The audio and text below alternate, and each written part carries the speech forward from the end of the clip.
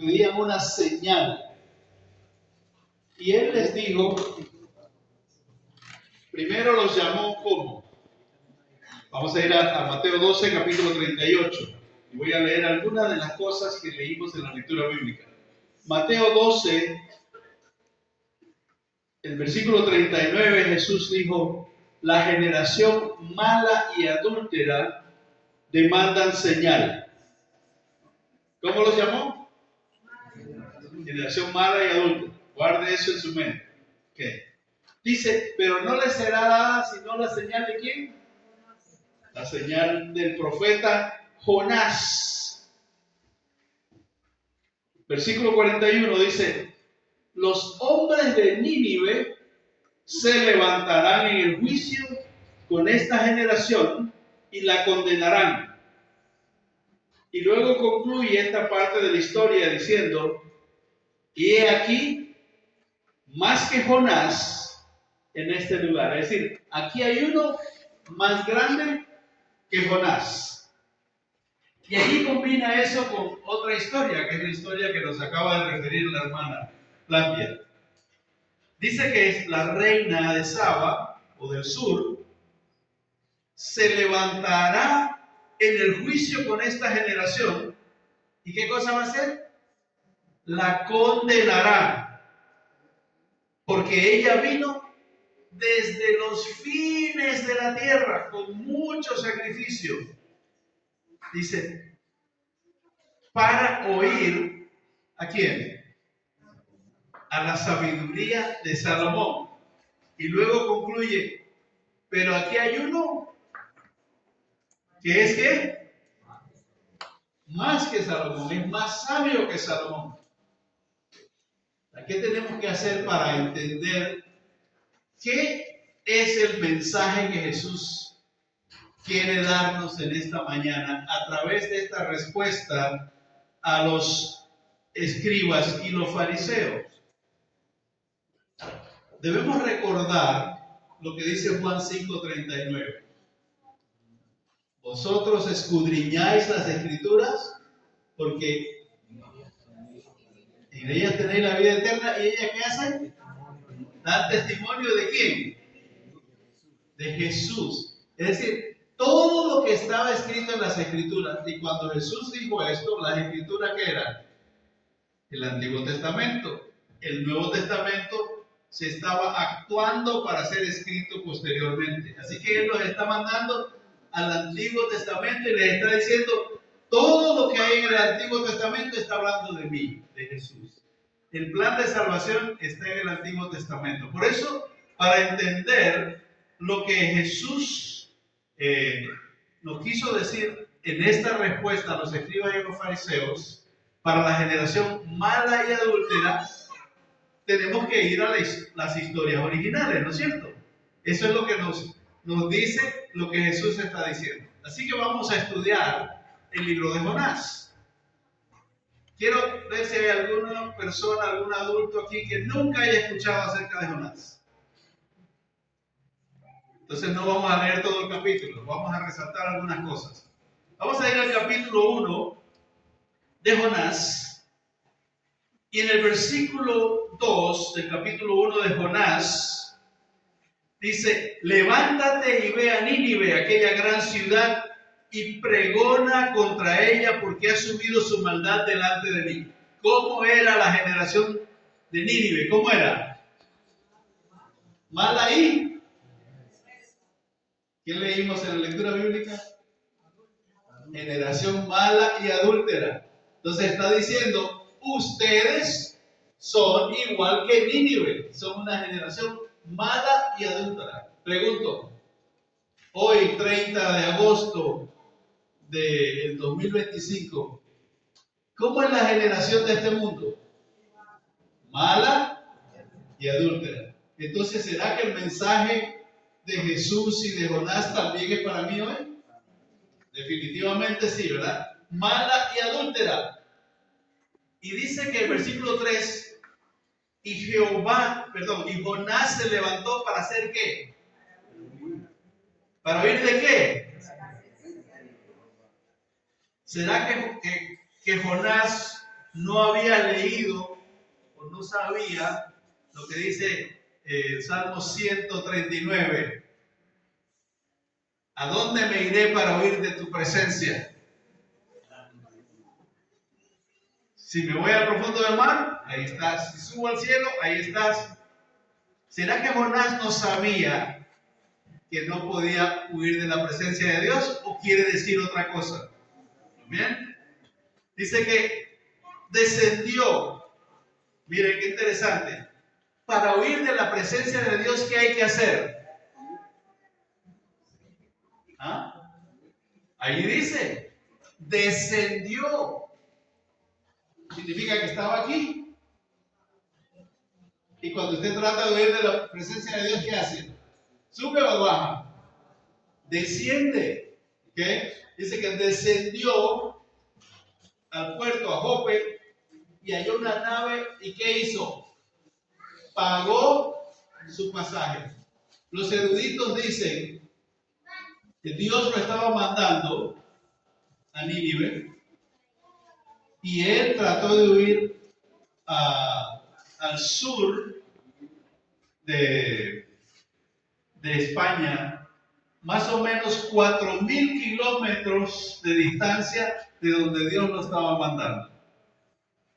Y para ir allá, probablemente, como él quería huir de la presencia de Jehová, y ahora vamos a explicar eso, vendió todas sus posesiones, porque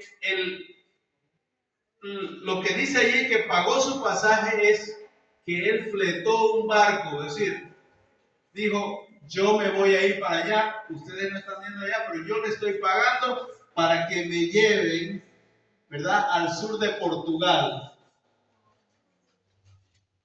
Así que imagínense, él estaba decidido a huir de la presencia de Jehová, porque quería irse lejos de la presencia de Jehová. Quiero resaltar el versículo 5, que dice que los marineros tuvieron miedo, y cada uno clamaba a su Dios. Pero Jonás, ¿qué había hecho? No. ¿Qué dice allí? Pero Jonás había bajado, es decir, no se conformó con bajar una vez, sino que bajó una segunda vez. ¿Okay? Bajó al interior de la nave. Luego sabemos que vino una tormenta y todo este tipo de cosas. Y en el versículo 9, cuando le preguntan a él, ¿quién eres? ¿De dónde vienes? ¿Cuál es tu tierra? ¿Qué hace Jonás en el versículo 9? Predica el mensaje del primer ángel. Interesante, ¿eh? Soy hebreo, temo a Jehová Dios de los cielos. ¿Y qué cosa? Que hizo el mar y la tierra. ¿Y qué hace cuando se predica el mensaje del primer ángel? ¿Qué hizo la gente? Temieron sobremanera. Y trataron de salvar la embarcación y botaron todo. Me imagino que eran todas las pertenencias de Jonás, porque si él había fletado el barco para viajar, para salir huyendo, todas sus pertenencias se fueron al mar. Y entonces, como nada calmaba la tormenta, le preguntaron, ¿y qué hacemos? Y él dijo, echadme al mar. Y cuando lo echaron al mar, dice el versículo 15, se aquietó de su furor. Es decir, del barco cuando lo echan al mar, ¿qué hace Jonás?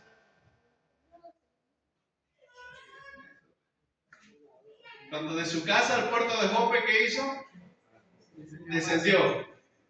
Cuando llegó al barco, descendió. Y cuando lo echan al mar, ¿qué hace? Descendió por tercera vez. Interesante. Los detalles en la Biblia a veces nos dicen cosas muy importantes. ¿Y qué sucedió cuando le echaron al mar? Se calmó y hubo paz. Guarden esa palabrita. en sus cabezas, en su cerebro.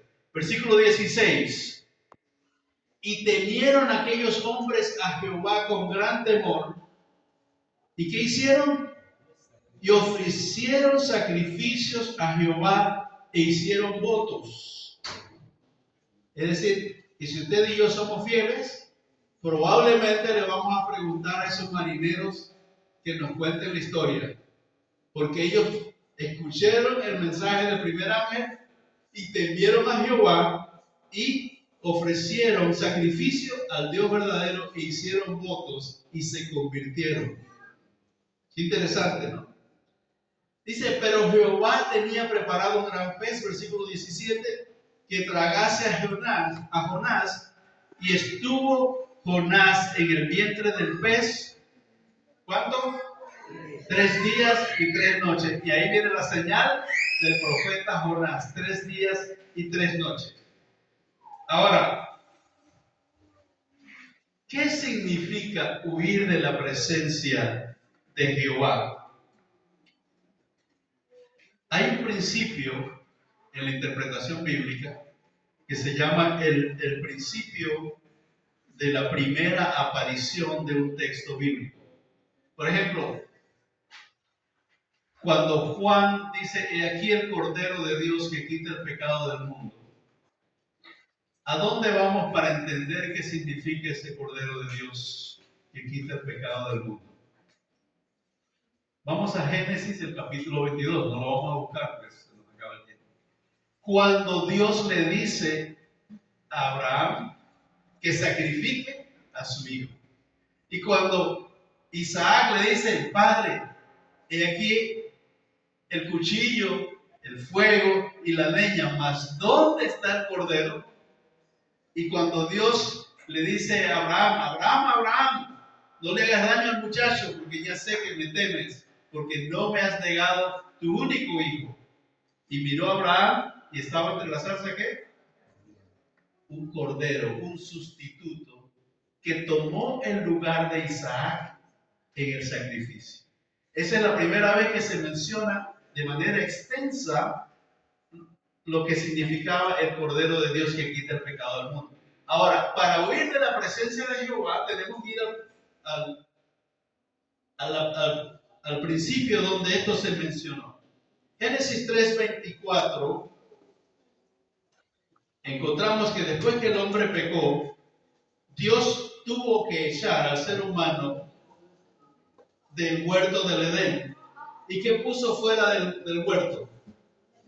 Puso querubines con espadas, ¿verdad? Que se revolvían por todos lados para guardar el camino del árbol de la vida.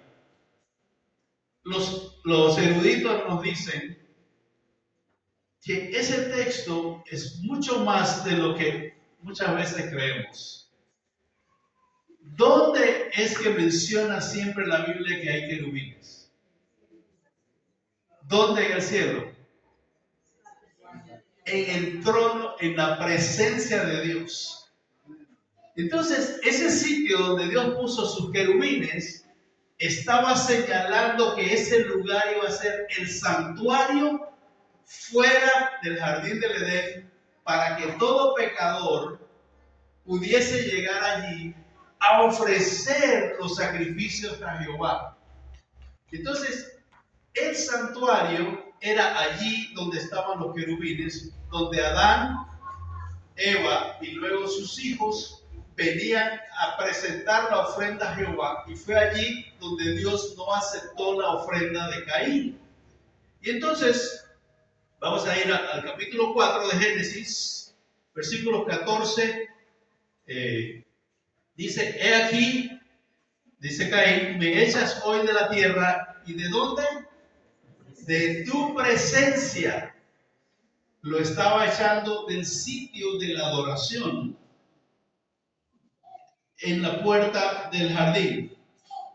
Y de tu presencia me esconderé y seré errante y extranjero en la tierra, y sucederá que cualquiera que me hallare me matará. Versículo 16. Salió pues Caín, ¿de dónde? De delante de Jehová, y habitó en la tierra de Nod, al oriente del Edén. Ok, ahora podemos entender qué quiso decir Jonás cuando quiso alejarse de la presencia de Dios. Los israelitas pensaban que la presencia de Dios estaba en el santuario y que si un profeta salía de Israel, Dios le quitaba el don profético, porque el don profético era para ser usado con su pueblo. Entonces Jonás, cuando desobedece a Dios, dice: yo me voy de su santuario y me voy de mi pueblo, por lo tanto estoy huyendo de la presencia de Jehová. Ahora, como vimos en el versículo 1, Jonás desciende de su casa a Jope, desciende la segunda vez al interior del barco y luego desciende por tercera vez cuando es echado al mar. Ahora, luego de 3 días y 3 noches, volvemos a Jonás capítulo 2 y verso 10, dice que Dios mandó al pez. ¿Y qué hizo el pez? Usted se imagina estar en la playa cuando viene un gran pez. Los más grandes que conocemos son ballenas, ¿verdad? No era una ballena, solo dice que era un gran pez. Y llega a la playa y vomita a una persona y usted está ahí bañándose. ¿Qué ustedes creen que pasó con esa noticia?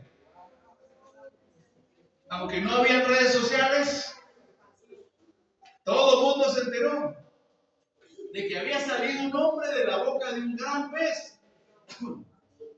Versículo, capítulo 3 y verso 4, dice: y comenzó Jonás a entrar por la ciudad camino de un día y predicaba diciendo: ¿de aquí a cuántos días? 40, guarda ese número en la cabeza, 40 días y Nínive será destruida.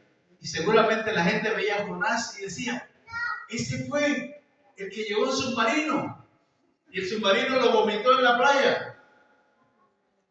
Era algo portentoso. Miren la desobediencia de Jonás, cómo Dios la transforma en algo portentoso para que todos prestaran atención, porque era algo sobrenatural. Y si ese hombre llegó aquí de manera sobrenatural, su mensaje tiene que ser cierto. Si él nos está diciendo que este país, esta ciudad, que es mala, ¿verdad?, y adúltera, va a ser destruida en 40 días. Y entonces todo el pueblo se arrepintió, comenzando desde el rey, ¿verdad? Y hizo que todos se vistieran con sacos de silicio, incluyendo los animales, y que ayunaran y oraran. Y Dios no castigó al pueblo. ¿Por qué no lo castigó? Porque se arrepintió. Y entonces un pueblo malo y adúltero y se arrepiente, ¿cómo sigue siendo? ¿Es malo y adúltero después de arrepentirse? No. Pero Jesús le está diciendo a los escribas y a los fariseos: ustedes, a pesar de que leen la Biblia y han leído Jonás, siguen siendo malos y adúlteros. Si no se arrepienten, aquí hay uno más grande que Jonás que les está diciendo que se arrepientan y ustedes no lo hacen. Por lo tanto, los habitantes de Nínive, que fueron malos y adúlteros, pero se arrepintieron, en el día del juicio se van a levantar y van a subir con el Señor y ustedes no. Por eso es que estos van a testificar contra ustedes, porque ellos se arrepintieron y ustedes no. Pero dice: aquí hay uno más grande que Jonás. ¿Y quién es uno más grande que Jehová, que Jonás? Bueno, ¿y quién era Jesús? Mire que el capítulo 1 de Juan nos dice que Jesús era el verbo era con Dios y el verbo era Dios. Todas las cosas por él fueron. Entonces era el creador del universo. Dice el versículo 14, aquel verbo fue hecho carne y habitó entre nosotros y vimos su gloria, gloria del unigénito del Padre. Entonces, en Juan 8:58, Jesús les dice a esos mismos escribas y fariseos, antes de que Abraham fuese, ¿qué cosa? Yo creo que la Biblia se equivocó porque el español es malo. Porque debió decir, antes de que Abraham fuese, yo era, ¿no es cierto? Esa es la conjugación correcta del verbo. Pero ¿por qué dijo antes de que Abraham fuese, yo soy? Claro, porque él le había dicho a Moisés, y cuando yo les vaya allá y le digo, ¿quién me manda? Tú le dices, ¿qué? Yo soy. Y Jesús les está diciendo, el que les está hablando aquí es el creador de todas las cosas. Es el Dios al que ustedes llaman Elohim, Yahweh. Ese soy yo. Por eso, uno más grande que Jonás está aquí. Ahora, la señal de Jonás, primero descendió 3 veces. ¿Qué hizo Jesús? Vino del cielo a la tierra. ¿Descendió? Descendió una vez. Ahora, ¿descendió como el Dios creador y omnipotente? No. ¿Cómo descendió? Vamos a ir a Filipenses 2:5. Filipenses 2:5 al 8 dice, haya pues en vosotros este sentir que hubo también en Cristo Jesús, el cual siendo en forma de Dios, no estimó al ser igual a Dios como cosas que aferrarse, sino que se despojó de sí mismo, tomando la forma de siervo, hecho a semejanza de los hombres. O sea, descendió del cielo a la tierra, dejó de ser Dios para hacerse como tú y como yo, la segunda vez que desciende, y dice, versículo 8, y estando en la condición de hombre, se humilló a sí mismo, haciéndose obediente, ¿hasta qué cosa? Hasta la muerte y muerte de cruz. También descendió 3 veces. ¿No? ¿Y qué significa la señal de Jonás? 3 días y 3 noches. Mucha gente dice, no, porque Jesús solo estuvo 2 noches. No. La señal de Jonás comienza el jueves, cuando Dios pone las cargas de la humanidad, los pecados de toda la humanidad sobre Jesús en el Getsemaní. Cuando Jesús le dice, Padre, si es posible, pasa de mí esta copa. Allí viene la primera noche. Después la segunda noche es el viernes en la noche, ¿verdad? Y el sábado de la noche y luego resucita. 3 días y 3 noches. Entonces, Jesús es vomitado por la tierra, ¿verdad? Como Jonás llegó a las playas cerca de Nínive para predicar a la generación mala y adúltera. ¿A quién? Todos nosotros. Acerca de aquel que dio la señal de Jonás. Vamos a ir a la segunda historia, que ya nuestra hermana Claudia la relató, que es la reina de Saba o de Sabá. El reino de Saba comprendía todo lo que es Etiopía y los países vecinos. De hecho, cuando uno va a Etiopía hoy, mira el letrero, hay un almacén allí que se llama Reina de Saba, allí en una de las calles de Addis Abeba, en Etiopía. Y quiero que vayamos a 2 de Crónicas 8, los versículos 1 y 16. Dice, después de 20 años, durante los cuales Salomón había edificado la casa de Jehová y su propia casa. Es decir, pasaron 20 años después que él pidió sabiduría, como bien lo dijo la hermana, a Dios. Él usó 20 años para hacer la casa de Jehová y su propia casa. Versículo 16. Porque toda la obra de Salomón estaba preparada desde el día en que se pusieron los cimientos de la casa de Jehová hasta que fue terminada, hasta que la casa de Jehová fue acabada totalmente. Entonces, recuerden que David quiso construir la casa de Dios. Y Dios le dijo a David: no, tú eres un hombre de guerra. Yo no puedo permitir que tú construyas mi casa. Y la ciudad y el templo estaban en una ciudad que se llamaba ¿cómo? ¿Cómo se llamaba la ciudad donde vivía Salomón? Jerusalén. Jerusalén es una combinación de dos palabras, Yara y Shalom. Yara, que significa fundación, y Shalom, que significa paz. Por eso se llama la ciudad de paz. Y la reina de Saba vino de muy lejos. Etiopía es donde está la capital, Addis Abeba, y el altiplano es un lindo altiplano, más o menos a unos 2.500 metros sobre el nivel del mar. Es un país muy, muy, muy hermoso. Y de allí, el camino para ir a Jerusalén era muy escabroso y largo, porque ellos limitan al norte con Egipto y después tienen que ir más al norte a donde está hoy día Jerusalén. Entonces, esta reina vino a este lugar cuando ya todo estaba terminado. Ella vino a la ciudad de paz. Pero dijo Jesús: uno más grande que Salomón está aquí. Porque todos aquellos que viven en el sur pueden venir a la ciudad de paz, ¿verdad? Después de que la ciudad está construida. ¿Y qué dijo Jesús en Juan 14?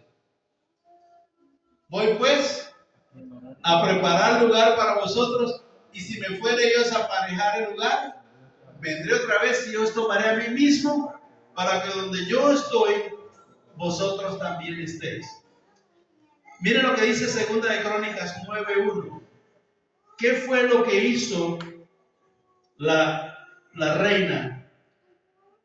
Versículo 9, 2 de Crónicas 9, versículo 1 dice: oyendo la reina de Saba la fama de Salomón, vino a Jerusalén con un séquito muy grande, con camellos cargados de especies aromáticas, oro en abundancia y con piedras preciosas, para probar a Salomón. ¿Con qué cosas? Preguntas difíciles. Les pregunto, ¿usted tiene alguna pregunta difícil para aquel que es más grande que Salomón?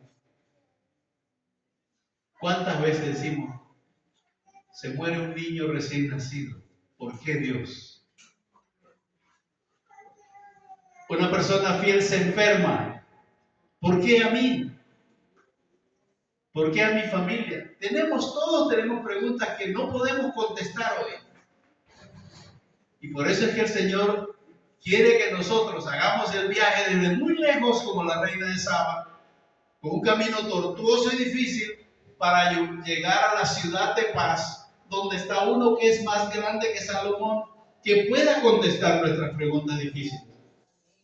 Y miren la reacción de la reina en los versículos 3 en adelante. Dice: y viendo la reina de Saba la sabiduría de Salomón y la casa que había edificado, y las viandas de su mesa, las habitaciones de sus oficiales, el estado de sus criados y los vestidos de ellos, su maestresala y sus vestidos y la escalinata por donde subía la casa de Jehová, se quedó asombrada, y dijo al rey: verdad es lo que había oído en mi tierra acerca de tus cosas y de tu sabiduría, pero yo no creía las palabras de ellos hasta que he venido y mis ojos han visto, y he aquí que ni aún la mitad de la grandeza de tu sabiduría me había sido dicha, porque tú superas la fama que yo había oído.